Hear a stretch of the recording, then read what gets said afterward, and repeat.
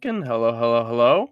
And today's guest is my friend and actor, and well, I'll let him do his own intro.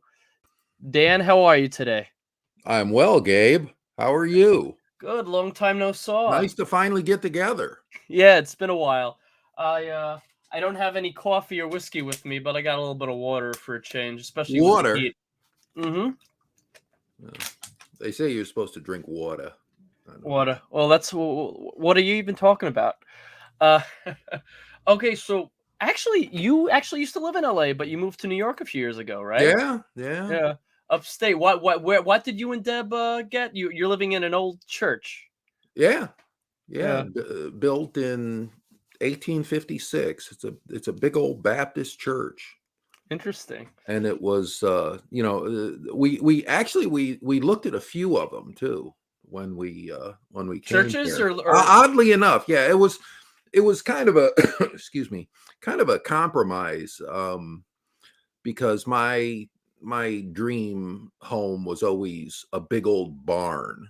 I would love to have a barn that I could convert, and then I could drive, the cars right into it, and the boats and the tractors and whatever else, and have that big space. But then you know my wife Deborah. She's yeah, she's a very refined lady. She's from England. She's from Old York, Old York. and you know I I formulated the barn plan before we had even met, and then I had to. That was one of my compromises. Was it was either going to be marry her or live in a barn. So, I think I chose well. Yeah, But the church concept kind of became a compromise between a house and a barn. It was a yeah. church, It's a little bit of a hybrid, a Yeah, crossbreed of the yeah, two, it's big open space, and and they're both sort of no pun intended, Leatherface esque, I guess you could say, a little or bit, a yeah. little bit, you know. Yeah, Leatherface would probably be more at home in the barn, but you know, Well, that's just your character. It's not who you are, yeah, you know. no, no, Yeah. but So, we met about, I'd say, about 6 months before Texas Chainsaw 3D came out. yeah, You told it was on the Saw cruise, and right, our mutual friend John Rabin introduced us after telling each other about each of uh-huh, us about each other uh-huh, after a while. And you were actually you said you were growing your hair out on when we were on the cruise. You were in the point of growing your hair out because for the upcoming poster for the movie, I believe. mhm, I recall you saying that. yeah. Well, they told me uh, Lionsgate called and said, "Oh, we have to do some promo photography, Yeah. and we'll get you know we'll get um, K and B to do all the makeup and costume and effects and everything, the mask and all that jazz." And I said, "Well, I don't normally look like this, usually back I used to keep my hair short. That was just kind of, you know, what what my What the role look and entailed. vibe was, Oh, oh, at the and time. but anyway, Worked out. I said, I grew this out for the show, so you know, let me know when we can do these pictures because I'd like to go get a haircut because it had been quite a while. Yeah. And they kept putting me off, and finally, I think they decided um, our our our still photographer on the shoot was a guy named Justin Lubin, and he was a phenomenal photographer. I mean, and he was such a huge Texas Chainsaw fan. Um, they budgeted to have him work basically 5 8-hour days a week, and but the shoot would go on for 12 or 14 hours sometimes, but he would always just stay on his own He time was a just to take trooper. He those was a pictures. hustler. I mean, Yeah. yeah. and because he loved it, and it showed in his work. It was so good. But Lionsgate looked at it all and said, do we really need more photography? They wanted to make a 3D poster, a lenticular poster, which is kind of a thing different. You can't make one from just a flat image. And so they wanted to take some pictures for that, but apparently they just put somebody in a costume and took some pictures, and it was loosely based on a picture that Justin had taken.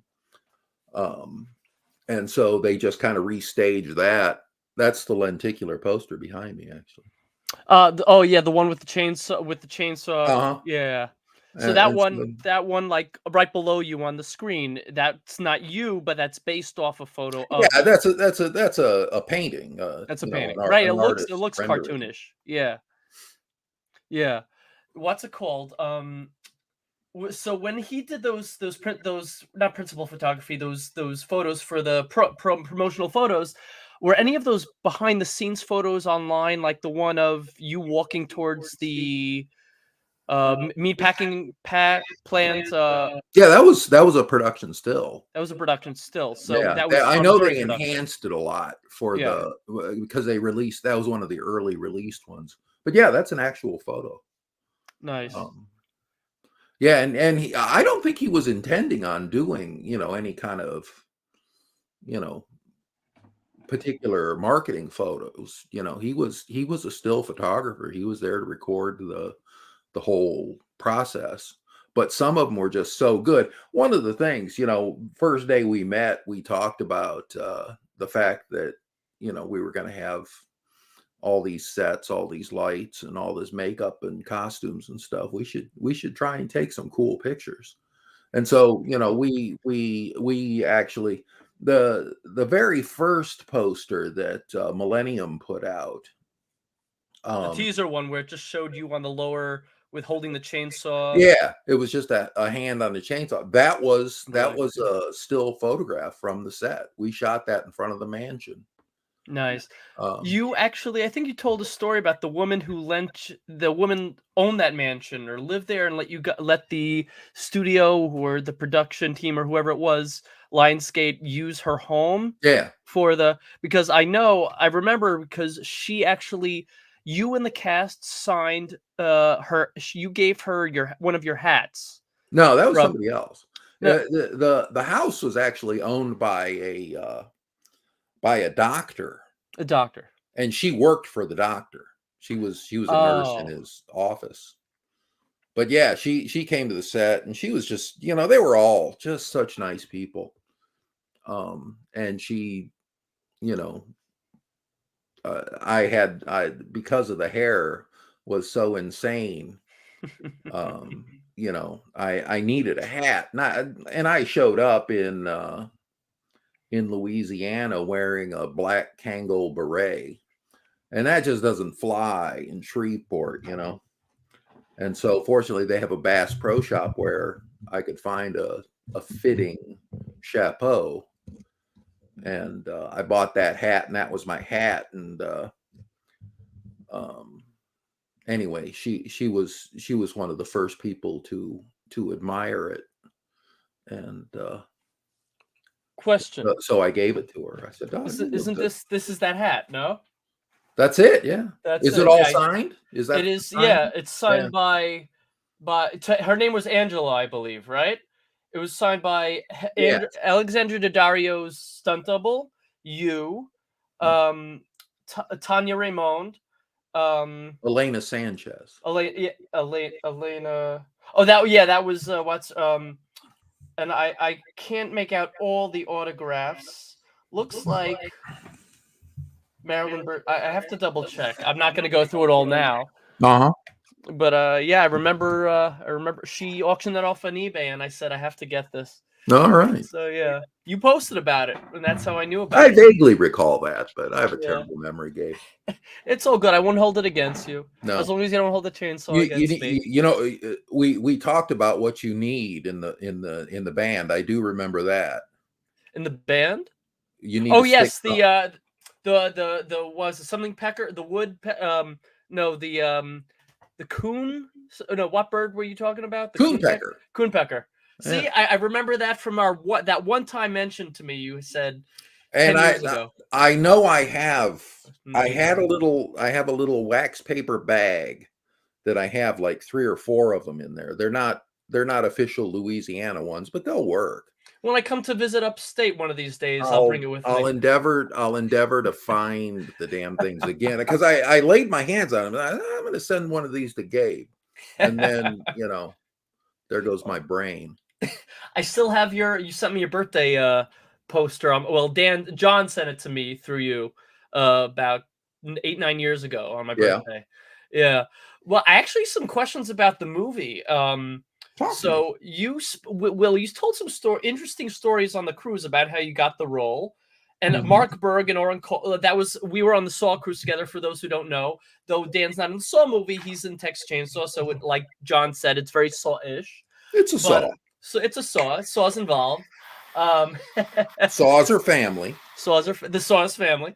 But and Berg and Oren Coles, who produced the Saw films, did produce Texas Hmm. Chainsaw 3D. And a mutual friend of ours, Krista Campbell, was also one of the executive producers. Hmm. And you mentioned you were at a bar or a party with a friend, and somebody was sitting with Carl Mazzacone, who was also one of the producers on Texas Chainsaw. And what did he say to Carl about you? He was a friend who was an acting teacher of yours, I believe. Um. Well, the actual first mention Mm-hmm. of me playing Leatherface. Well, yeah, we were sitting in a cigar lounge in Studio City. It's called the Big Easy, by the way. I remember that. Um, and yeah, we were all just sitting around bullshitting, and my buddy and acting coach Jeff Celentano comes in, and he's a good friend of Carl's, the producers. And so he joins us for cigars. We're all sitting around talking, and he finally asks Carl. He says, "Oh, what's going on with that Texas Chainsaw Massacre movie you were doing?" And Carl just rolls his eyes and says, "Oh my God, don't ask. It's such a nightmare." And that was the story for throughout the entire production. It was a nightmare Wow. for him, especially. But anyway, unsolicited by anybody. Solicited, unsolicited. Sorry, I couldn't help Right. myself. Sorry. You can interpret that for the fans. Um, Jeff pipes up. Oh, actually, it was this. I think the thing that pushed Jeff over the edge was we had done an acting exercise in the class, and basically, we all had to write a monologue telling about some kind of disaster that we had survived. And we, total fiction, but you make up a story about surviving some kind of natural disaster. It had to be a natural disaster, so tornado, hurricane, getting struck by lightning, whatever you're going to do. And then you just deliver that monologue. And he said he had done this in his other class, and he was just amazed at how good people could do that in that kind of framework, because everybody can relate to that because we see it on the news and stuff. And so anyway, I wrote mine, and um Jeff told us there was this woman from his other class, and she was a housekeeper from Guatemala or someplace like that. Anyway, English was her second language, but she told this story, totally made up, about surviving some kind of a mudslide or some kind of disaster. And he said it was the most moving thing he had ever seen. And so I did mine. And I told the story of how my new bride and I went to some island in the South Pacific and ended up getting, attacked by a tsunami. Totally made up. But I went through and told this story, and I fancied myself, able to craft a story much better than I'm doing right now. And I had a good ending, And anyway, I just did this thing. And I thought, oh man, it's always the case. You always think, oh, that was terrible. And man, we're our own worst critic. That's sometimes when you're doing your best work. Anyway, I went through this thing, and it was really hard to do. It was, very emotional. And anyway, I finished, and nobody said anything because they were all weeping at this story. And finally, Jeff says, "Oh my God!" He says, "I never knew that." I said, "What do you mean?" He says, "Well, that's a true story, isn't it?" I said, "No, you said to make it up." He couldn't believe it. I apparently did better than the lady from Guatemala, but anyway. So that was kind of fresh in his mind when he showed up for cigars, and he said to Carl, who'd make a great Leatherface? And we were all interested to hear his opinion on who would make a great Leatherface, me included. And he said Dan, and I no. Name dropping. That's crazy talk, But anyway, that was the first mention of it, and Carl never said anything to me, If you know anything about the dynamic of actors and producers, it's really hard to maintain a friendship if you're an actor with a producer, and if you're a producer with an actor, because actors are just, generally speaking, pretty insufferable. You said on the cruise, difficult people. Yes. Because they're always, you need a level of desperation to survive in the industry. And I never had that, but somehow I survived. But it makes them really difficult to be with if you're a movie producer, because it's constantly, oh, put me in a movie. And, I had never in our entire friendship asked Carl to put me in a movie. I think he was impressed by that too, because that's not who I was. And that's why you're friends. That's why you became friends. He started moving pieces on the chessboard at that point. And, a couple months later, he invites me to his Christmas party at his house, along with 100 other people. One was Mark Berg, and the other was Orrin Coles. No, he wasn't there. John Lessenhop. And so John and Mark were apparently standing in the kitchen during this party, and despite what you see before you right now, I don't talk that much, and Leatherface don't chat, right? That's what it says. My usual, MO at a party is just to kind of, watch. And, people often mistake me for security. And so anyway, I was. How tall are you again? Huh? How tall are you again, Dan? 6'6". 6'6".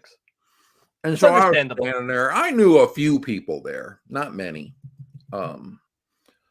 But I was standing there, spent most of the party just kind of hanging back and watching people and drinking and, smoking a cigar once in a while. But anyway, apparently John and Mark Berg were were in the kitchen watching me from afar. Or at least John was. He kept looking past Mark as Mark's telling him some gripping story. And finally, Mark Berg and John wrote an article about this in the Huffington Post, and I don't know if it's still up. It probably is. I don't think they delete anything. But anyway, he told the whole story of how he met Leatherface for the first time, or saw Leatherface for the first time. And I was just standing there across the room watching the party. And Mark Burke finally says to John, he says, "Man, she something to the effect, I'm paraphrasing, she better be, really hot, or you're just an asshole," or something to that effect, because he wasn't listening to the story. And John swears he said to him, "I think I'm looking at Leatherface." And that was it. We met the next week. I had never met him. I'd seen him. Our paths had crossed once before. And but we never really spoke, or it was just, "Hi, nice to meet you," moving on. And it was at that party. I don't think he even remembered ever seeing me before. But I was actually, Carl and I were working on, I think we were building a trellis or something for his house. And so I was a mess, I was doing carpentry work and, all that stuff. Anyway, that's the gist of it. Yeah. I just want to bring in one comment from our mutual friend, Joe. He says, "I owe Dan a great deal of gratitude. If it wasn't for him and Ron, the Indie Escape Network may not exist." All right. Which is what the show we're on, the network we're on right now. Yeah. So all of us on here owe you a debt of gratitude, Dan. Oh, fuck. L'chaim. Cool. And Max Wassa says, "Actors, total beasts." Some of us. Hey, Sean and CW. I believe you also know CW. Oh, my buddy CW. We got to get together again one Yeah. day. My friend Brandon, also a host on our show. I don't know if you guys ever met. Brandon asks, "Hey Dan, how is it working on Sharknado 4 with that whole eclectic cast like David Hasselhoff, Gary Busey, Tara Reid, and Tommy Davidson, etc.?" Well, none of them were anywhere to be found in the scene I was in. It was Caroline Williams and who was it? Carolyn Williams, Dog the Bounty Hunter, and I forgot the guy's name who played Grandpa. He was so cool. Not in John Dugan, you're talking about? No. Different Grandpa. In Sharknado 4. In Sharknado 4. Yeah. Sorry. Anyway, we had a great time. Yeah, it was fun. That was Dog's cinematic debut. He had never done a movie before, and he was really nervous. Oh my God. And it is hard. Everybody thinks it's easy. Oh yeah, I can act. I can pretend to be thing. Yeah, that's not what it is. Everybody can pretend to be something, but trying to remember your lines. I mean, that's one thing. I probably had more screen time than any other actor in Hollywood, I would guess, and not have said a word. There's probably other actors who had non-speaking roles, but never as featured. Certainly as Leatherface, he's one of the big non-speaking roles. Yeah. Oh, well, CW says cigar and scotch very soon on Facebook Live or something. Hopefully, maybe even in person, CW. Maybe we'll all meet up upstate New York one of these days. It'd be nice. I got a lot of catching up to do with Dan. I don't mean catching chainsaws. No. Although, well, actually, I think that the Texas Chainsaw 3D, which you were in, was the first Texas Chainsaw since the initial one, 1974, to use a real chainsaw, I believe. Right? Because, I remember you mentioned it was one of the first ones to use a real chainsaw, and people had to stay. I don't know. 10 feet away. I think in some of the earlier ones, they did 2 and 3, definitely. Dennis Hopper, yeah, it seems like. Yeah, I think it was just the Platinum Dunes ones that they used a prop saw for everything. Because saws are heavy and cumbersome and dangerous. Yeah, and so but you can't fake weight, you know. I mean, you can look Improvise. at somebody carrying a chainsaw and tell it's a fake chainsaw. It's just, it's impossible to act physics Yeah. and make it To believable. recreate. Yeah. Well, It's you like being able to take a punch on camera, that's a skill. yeah, Robert Englund did that, I think. It was I was watching a documentary and or some little promo about him, and he was in the original A Star Is Born long before Nightmare on Elm Street, and the actor who never acted before who punched him, I or something like that, he punched him and he didn't know he wasn't supposed to, something like that. Yeah. And he got hurt because the Mhm. guy didn't realize he wasn't supposed to actually punch him. It was his first role, and he actually punched Robert Englund on the set, I believe. Wow. Yeah. Luckily, you never had to deal with it. You didn't? Do you ever get injured on the set, Oh, or? Gabe, I should show you the pictures. I've never Oh shown them God. publicly, nor will I. I mean, it's Yeah. just not, Well, I you know. know Alexandra Daddario, her stunt double, took a real beating when she tripping down those stairs of the mansion Yeah, over and over again. that was a brutal stunt, man. That girl, Elena Sanchez, she was phenomenal. That one and the The gate when she jumped over, or um that was actually when she tripped on the cemetery fence, that was Alexandra. that was actually. Oh wow, She wasn't supposed to do that. wow. She ad-libbed that, bless her heart, and she was Yeah. really good. She just got up and kept going, like you're supposed to. And luckily, She she didn't hit herself on any of the. Because I don't know if you know, I don't know. I believe I told you I have her birth mother's gravestone Oh, good. right there from Texas 3D, and that's the tire you slashed from Trey Songz's van. Yeah. So those gravestones are really heavy. They're not like cement, but they're if she hit herself on that one, that could have been dangerous. So she's Yeah, lucky. no, I think she got bruised up from that. I mean, but Right. she kept going. Yeah. It didn't stop her. There were some pretty like crazy stunts that must have had to be performed in that movie. Like the van scene, like when you slashed Mhm. the tire and the van flipped over.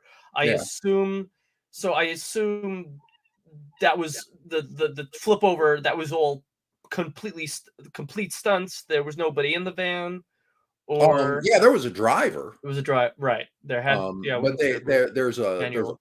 I mean, they do it with a pipe ramp. right. They have this pipe ramp that you can drive over and it'll flip the thing. CW actually has a question. The scene where they were beating Leatherface, you took some real hits and didn't use a stunt double. Where Paul Ray and what's his name were beating you in the slaughterhouse. Oh yeah. Yeah, that was definitely the toughest scene on me. Yeah. Well, It the just chain around your neck too. Yeah, yeah, they I remember I think it was Carl came to me and said, would you mind putting a real chain around your neck? I said, dude, that's it's a chain. It's like a necklace. It's like It a ain't heavy. It's like a bling necklace. ain't no big deal. And so anyway, yeah, and so yeah, the way we did that scene, poor Paul Ray, he was working. We had two units going, a a first unit and a second unit, and they would shoot for 12 hours a day each because we only had two cameras. And so they would switch cameras, and then the second unit would take over for 12 hours and then give the cameras back, and the first unit would go back to work. But Paul and I think he was the only one who ended up being scheduled on both units one day.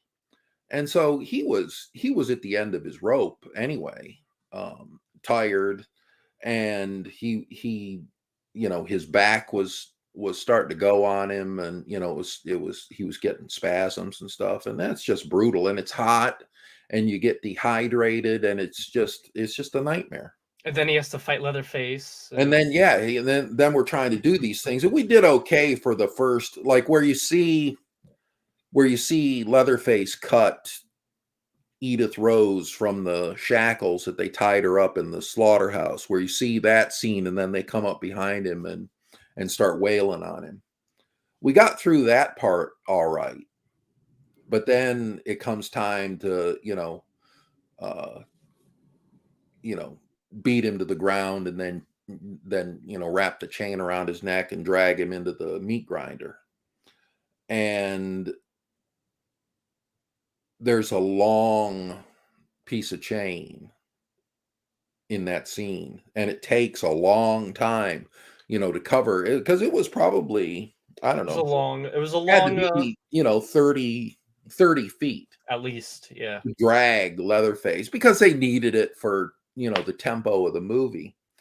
And so, they're shooting this, and I think everybody was getting tired, and they weren't sure that they had it covered, and so they kept moving the camera and shooting it again.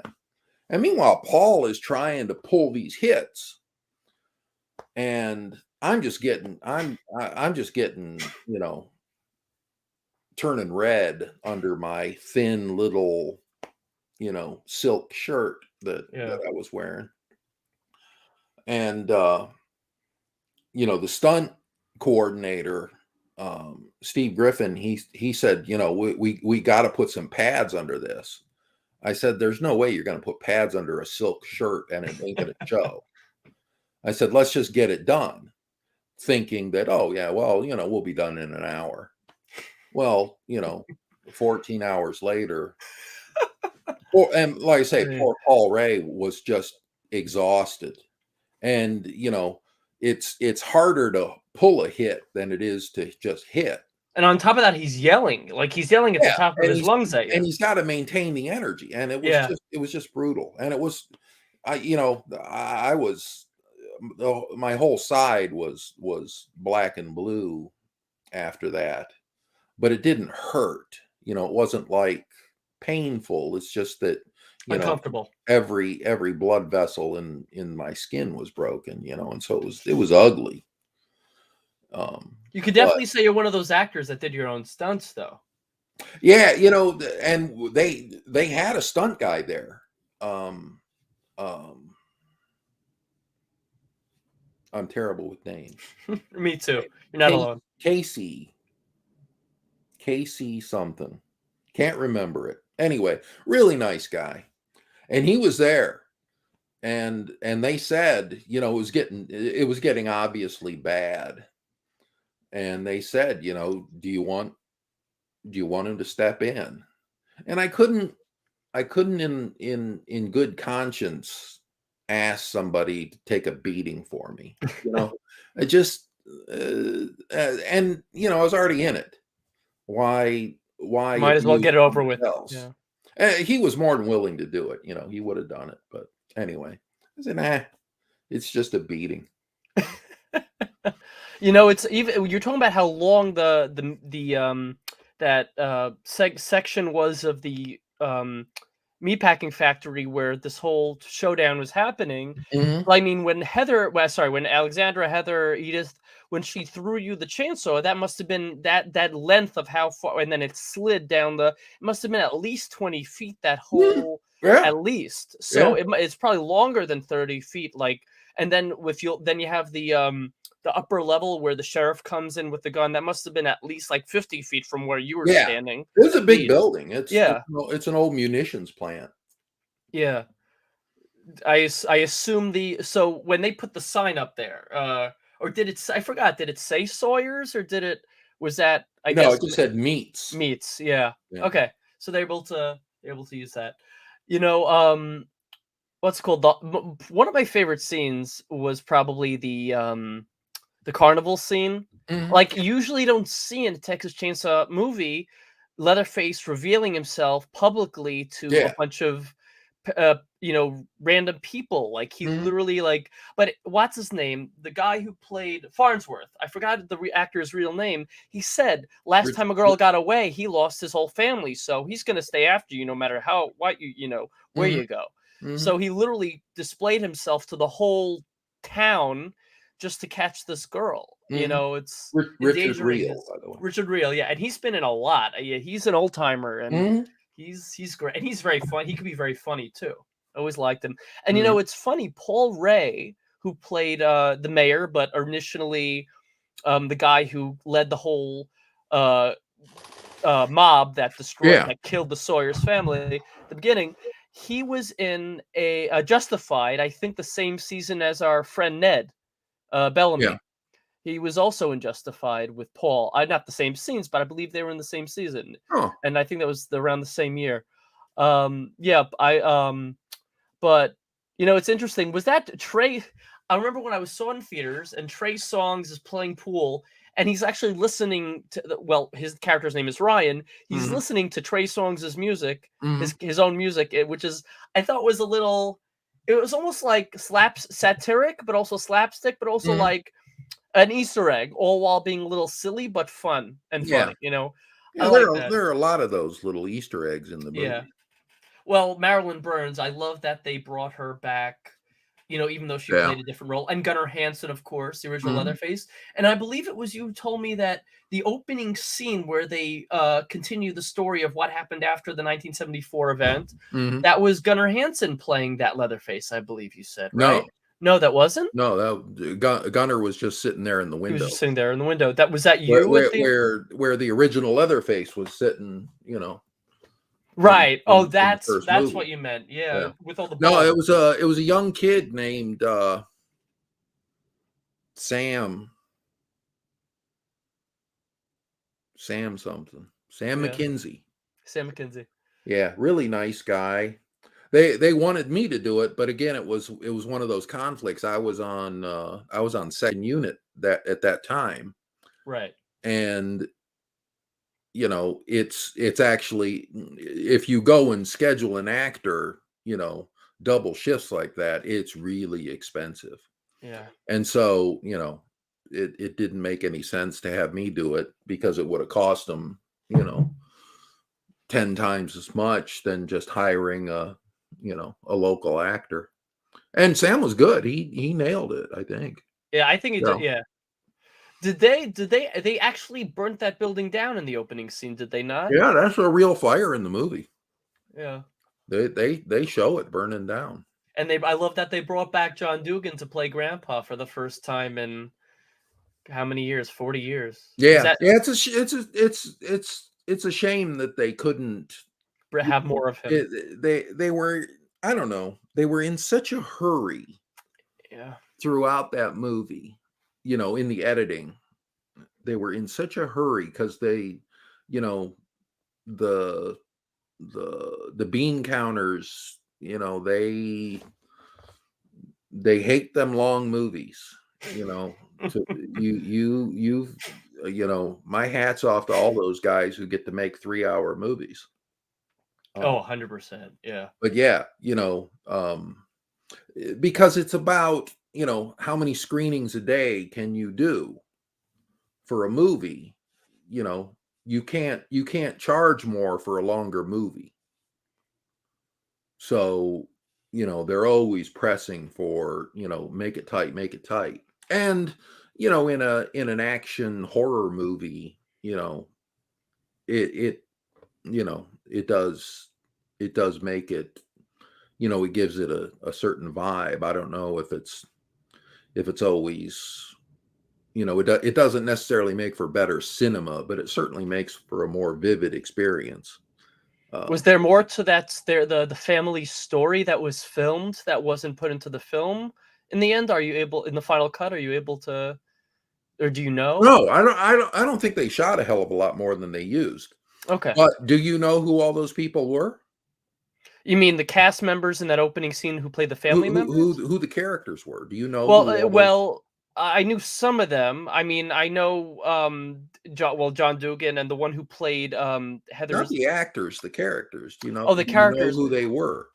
Well, other than Cletus, just being Cletus. Well, extended just family. outside of that, Cletus, who Bill Moseley reprised the role as. I believe the Mhm, actor passed away. mhm, Grandpa, what's her name? Loretta Sissy Sawyer. mhm. But outside of that, I don't know all the characters' names. No, No. they didn't explore that at all, and, that Ah, and a lot of people would have wanted to know that. Who yeah. are these people? Like you slowly see I've them been pulling asked up in the because I cars don't before know the who mob. they are. Yeah. They're cousins and, But it humanized the Sawyer family in a sense. It shows like it made very, sense. very briefly, Yeah. but I think there was more meat on the bone there. I think there could have been, It uh would have been nice because it was a film that sort of not just humanized the Sawyer family, but also,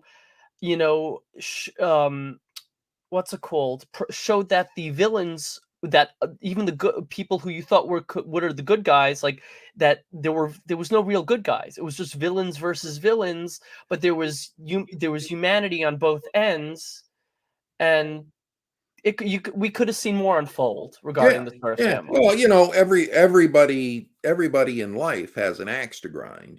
Nobody's, We empathize with you the know, Sawyer yeah, family, some no, of us in that, nobody's in nobody's that case. neutral. Yeah. And yeah, that was, in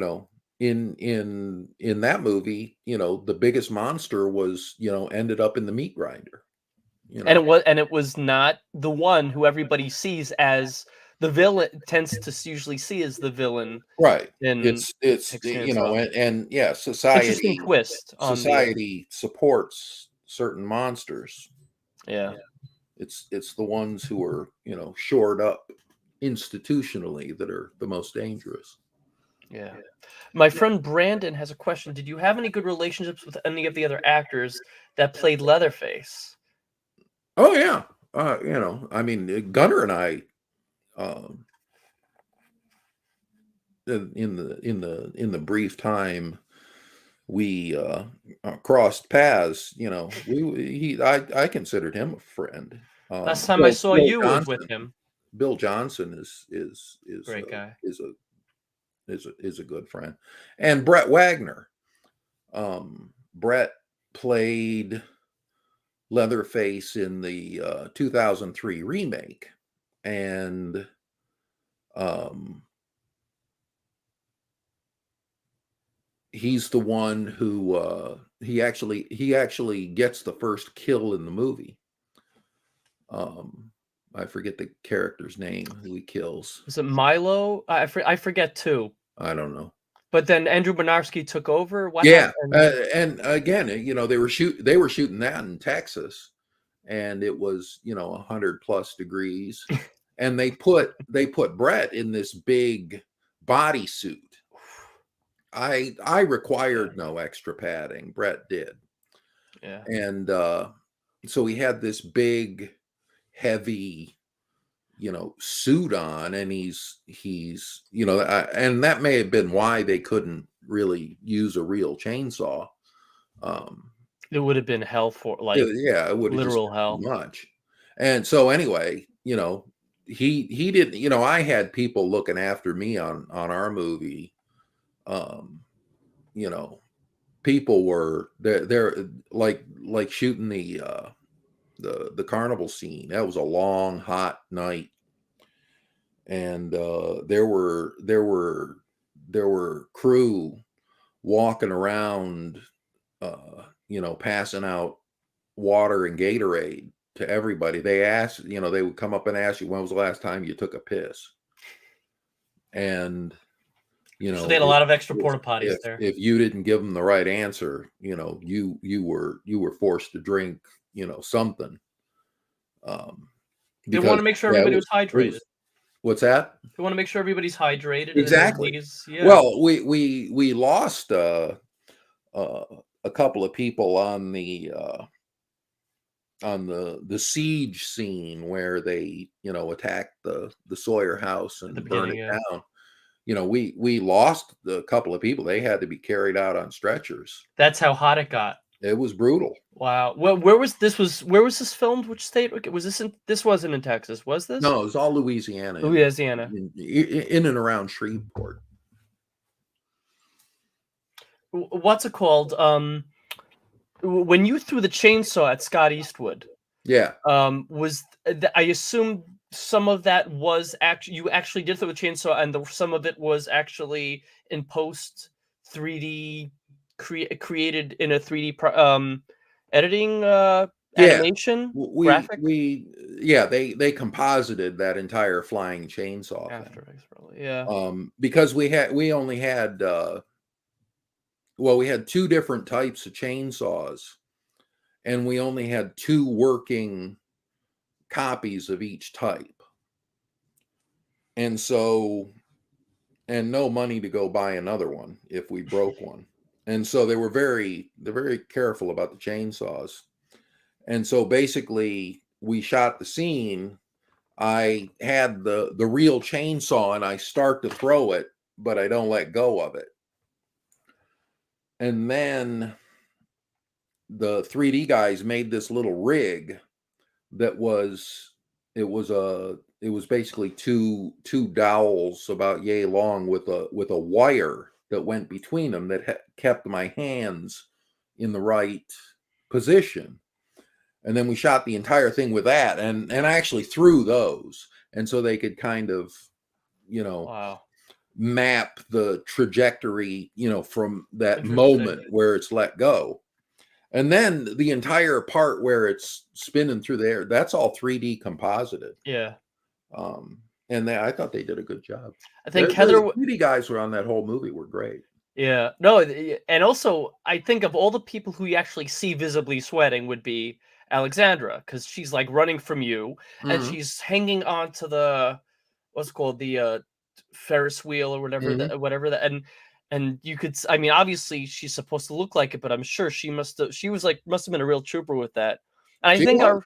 our friend John Rabin was had a cameo in that scene. He like when she's running to the Ferris wheel, he's like Mhm. he has like a quick like split second cameo there. Mhm. Yeah, he said it was a very, very hot night. Yeah, it was tough. Joe said, "I'll see John Dugan and Terry L. Jarrell set tomorrow down here in Florida, and it's hot up here in New York. I can't imagine how hot it is in Florida. I don't know how is it up by you now. It's The heat actually kind of cold today. gonna be cold. It didn't get above 60, I don't think. Today it was 60s, but it felt like it was in the 70s at some point. It's been in that mostly in New York recently. California, I hear is my Yeah, cousin calls me. It's we're hitting the 80s in the next couple of days though. oh god, yeah. My cousin in California says like it's 63 degrees. It's freezing here. I can't fathom that. No. My friend CJ says, Dan, how does one prepare to play Leatherface? Um well, in my case, I watched all the movies. And then I walking in, I knew the original movie fairly well. It was the first VHS you had, I believe, right? Yes, one of the two. That one and Eraserhead. Those were my two movies back in the early 80s. And but anyway, so I knew the movie fairly well. Never really contemplated Leatherface as a character, but I kind of understood the story well enough that it didn't take that much more work. And John Lessenhop was a huge fan of all the movies. He wanted to, kind of create this uber Leatherface, that was, had elements of everything, because every subsequent movie, explored some facet of the character that was interesting, and so we tried within the limits of one movie to incorporate some of those characteristics, that all of them saw as little kernels in the original. But my main because our story basically picks up at the end of the original, I was able to just go back and okay, this character is the one played by Gunnar Hansen, only older, and then, you think about, what was his life like for those intervening 24 years or however long it was. And, basically he was, I'm sure he ran when he fled the burning house, he ran straight to grandma, and she took him in, and he eventually ended up down in the basement, to hide from anybody who might be looking for him. And he lived down there on his own. He lost everybody, who used to tell him what to do. And so he only Look felt after him. safe in that little thing. And then I'm sure he began, once he, it probably took a couple of years, but he started thinking like a human being. It And humanized him, Texas Chainsaw. Humanized him a lot, I guess. A little bit, at I least. think that was a requirement of the story. Yeah. Yeah, yeah. He had to start to think for himself. And as soon as you start thinking like a human being, in that situation, of course you're going to think about revenge. And so, It's human nature. that was kind of the lens through which I worked out, my augmentations to Gunner's character. You know, they're supposed to be the same exact man, human. Um, but and the fundamental difference between what Gunner portrayed and what I portrayed was Gunner said, in his conception of who and what Leatherface was, if you remove the mask, there's nobody there. So he was the mask, and that was all you saw. And there are brief moments in the original where you can kind of see his eyes, but they're very fleeting, and there are only very few things that Leatherface does in that original movie that give you any insight into who he might be. One of the things he does is when Leatherface and the hitchhiker go up to get Grandpa to bring him down to dinner, they carry him in his chair and set him up at the dinner table, and then Leatherface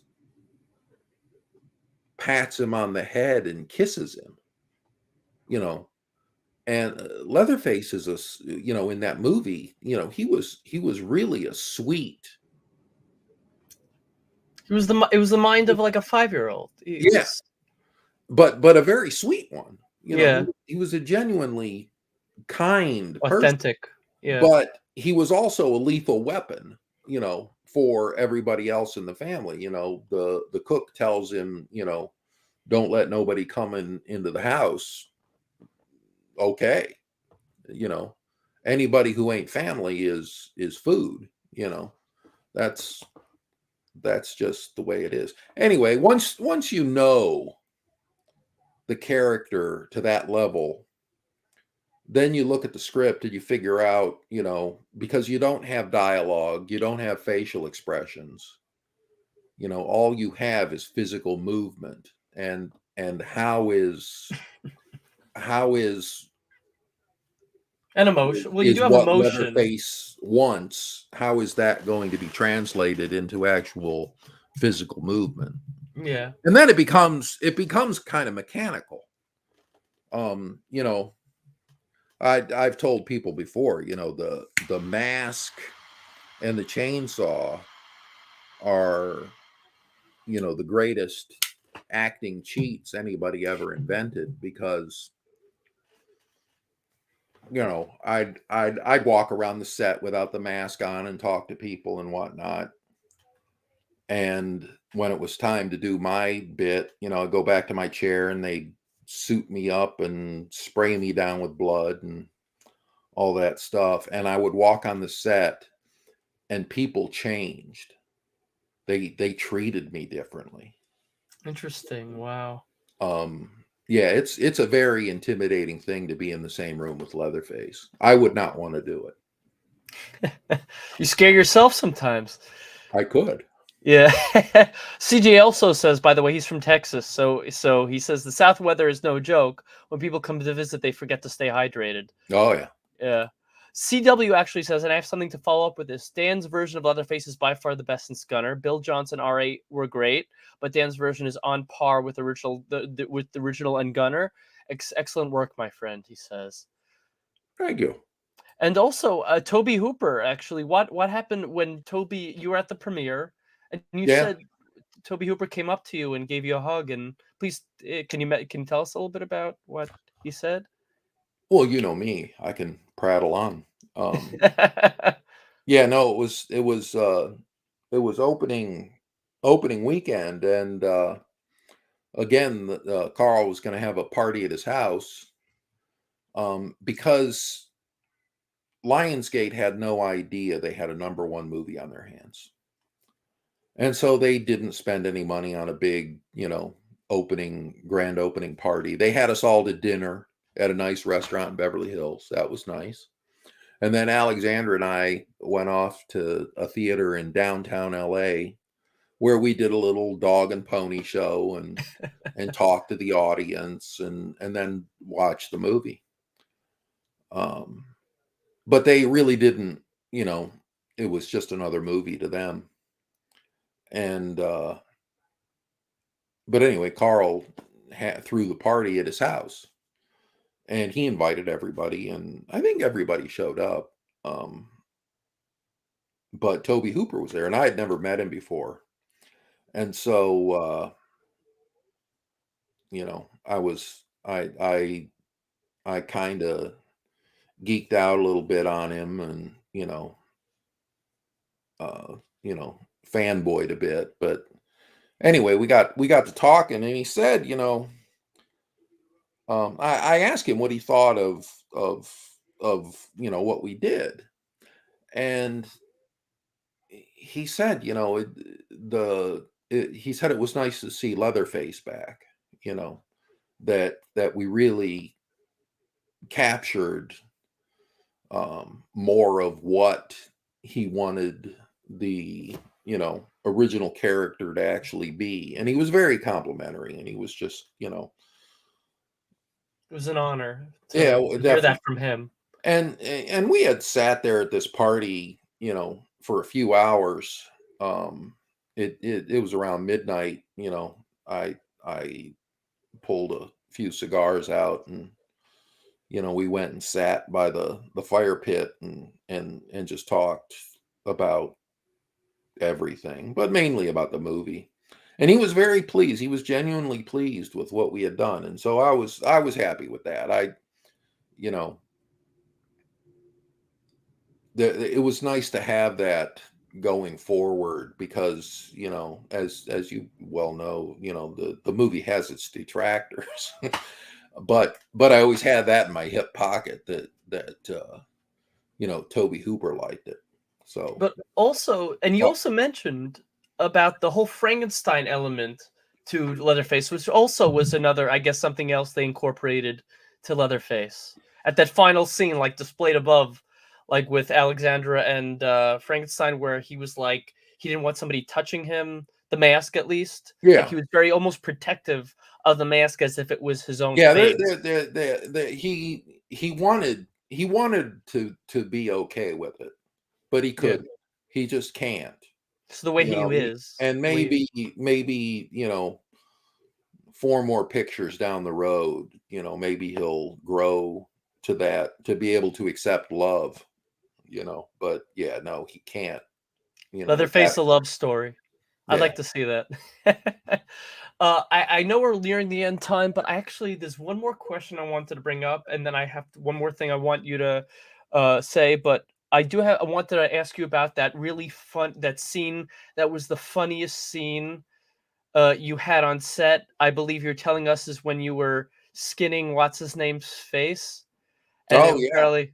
Can you Yeah. tell us a little bit, like even if it's even if it's a few minutes? We can go a little over time, But I want you to tell a little bit about that story about because you said you guys couldn't keep a straight face. You were laughing your asses off when you Yeah, were. well, that whole scene of where he's peeling the deputy's face off. Yeah, it was kind of I we kind of shot the sequence where he's Leatherface drags him through the the lair and gets him into the chair. They cut a lot of that out. But it was a long night of shooting, and that was toward the end, and so everybody's getting a little punchy. And the way that was done, effects wise, is he had they made an impression of his face and gave him a duplicate face that Leatherface could peel off. And we're trying to go slow because to reset that whole thing was a lot of work. And so we wanted to get all the little pieces that they could cut together. And so I'm kind of working the edges of the mask up and trying to be, threatening and everything. And it was James McDonald. James McDaniel. James McDonald. I think Which it was one is it? McDonald. I think it Yeah. was. I think it was McDonald. Sounds familiar from like when they sold the props. Anyway, he's sitting there and he's supposed to be dying and he's trying to, do some death twitches, but he's just kind of snickering and laughing, and then I'm trying not to laugh, and you see like tickling him, trying to take the mask off. You see a bit of that, in the actual shot that they use of Leatherface close up, is actually trying not to laugh. But it's like you getting excited. Oh, I'm getting Yeah. making a new mask, but it's really you laughing behind it. And then he finally rips the thing off, and he's like a kid on Christmas. He just got a new face. He's very excited. And and then he goes and he does his little thing in the robe. It's all movement. That's all he's got. That was the most of his face you saw, except for the mask sewing scene. Oh yeah, I asked you about that once. Everybody from the original movie loved that part too. Gunner went on. He says, "Oh man, we should have thought of that." That was when you sewed the mask into your face. Yeah, that was great. That was, and also I asked you about that once, and you said just like movie magic, like it looked so real, like you like how you went into the it was. Oh, yeah, it was great. I actually sewed it to my face. Really? You got any scars? I'm just kidding. I don't ask you that. So is there any social media or pages that that people can follow? Any other projects that you want us to do that on pages that you can keep us updated, or any other films or social media pages? I'm kind of I've been working through some medical stuff lately, so I've kind of pulled back on doing much. I got you. And any social media you find, I mean, I post on Facebook once in a while, but I'm just Dan Yeager on Facebook. And then there's a Leatherface page. Oh yeah, they're on Facebook. Yeah. I don't know who's even managing that at this point. But yeah, I've kind of taken a step back for a while. Yeah. Yeah, if I said anything crazy tonight, it's the pain medication. So I understand that. It's not good, me. Oh no, I was drinking brandy too. So. Well, yeah, that does count as medication. I'm sure. Yeah. So does the cigar. Yeah, you're not supposed to drink when you're on pain meds. But fuck that. Well, I got a little Sprite faced earlier. I don't get shit faced. Right. I'm a lightweight, not even lightweight. I'm a featherweight. But Dan, it was a pleasure having you on. Dave, it's so good to talk to you again, man. It's good to see you and talk to you. I know we speak on the phone and text from time to time or on social media, but there's nothing like You know, and also when you mentioned like when you're at a party, you take it easy. I remember on the cruise, you were just sitting around, smoking, drinking. And I remember even when I saw you in 2013 at that little thing in Connecticut, the hotel, you and I forgot another friend of ours, up till 1 in the morning, just talking in the lobby, and it Hmm. was just so relaxing, and it was an interpersonal conversation. It wasn't about, oh, this movie, that movie. It was just Hmm. about life. You know, people don't realize how that actors are people too. Like they, and I Yeah. gotta, and I when I speak about you, you're one of the most sophisticated and well-read, intelligent act people I know, not just in the film industry, but in general. I can act like one. Well, that makes you a good actor. But Hmm. also, I also want to thank you on here that you have been a great, you've been a mentor and you help to me a hero and a good dear friend. I was able to finish the first draft of my book because of you. I haven't given up on it. I'm still on the second draft. I have other people helping me on some stuff. I might reach out to you soon about that, but I haven't given up on it. I'm still I'm working glad to on hear it. that. Yeah, and like I think it was Stravinsky said, an artist's work is never done, only abandoned. And you Exactly. also told me that, and you're the one who told me, and I've heard this many times over from other Hmm. people, writing is rewriting. And it's true. And I've Hmm. heard that from people who are in that, the creative field or the writing field, and people who just, know it from other, aspects or elements of their life. Thank you, CJ. Yeah, it would. I was have a pleasure having you on, Dan. Hopefully this year I'll be able to make it upstate and we'll visit, and would love to see you and Deb again. And let me know when you. I know you said you're planning on having a, what was it, a streaming or a séance, one or the other. But let me know when you plan on having it, and Yeah. Well, for yeah, Halloween. for Halloween. Oh, so I Yeah. would I would like that season. Yeah, Yeah. let's orchestrate that. This old church is full of ghosts. I mean, we got to talk to them. Yeah. They're all cool too. So. Yeah, I like that. You know, a ghost could be humping our leg right now, and we would never know, Hmm. or just something like that. Anyway, all I know is when I die, I'm gonna haunt the shit out of a certain people. So, yeah. But Dan, it was so good to see you. Hopefully, I'll be able to say next time I see you that I just saw him. Oh, okay, that was a little bit of a. Uh, I know that was silly. That was silly. oh I Jesus. know. I still got to write that thesaurus or encyclopedia, but with the good ones. Hmm. I don't believe ghosts. They lie a lot. At least at least you believe in ghosts, even if they lie. But Dan, we'll be in touch. Thank you All so right. much. And on behalf of Joe and everybody in the Escape Network, thank you for not for being a part of this indirectly and directly. My Always. pleasure. And oh, absolutely, man. It's always great to see you. Likewise. And CW says, nice seeing you guys. Take care, brother. CW, maybe I'll see you up there too. And CW, we got to get yeah. together. Anyway, we'll be in touch, Dan. Much love, brother. Have a great night, and we'll Thanks, talk Gabe. soon. Always, man. Have a great night, man. Be well. You Send my too. love to Deb. Take care.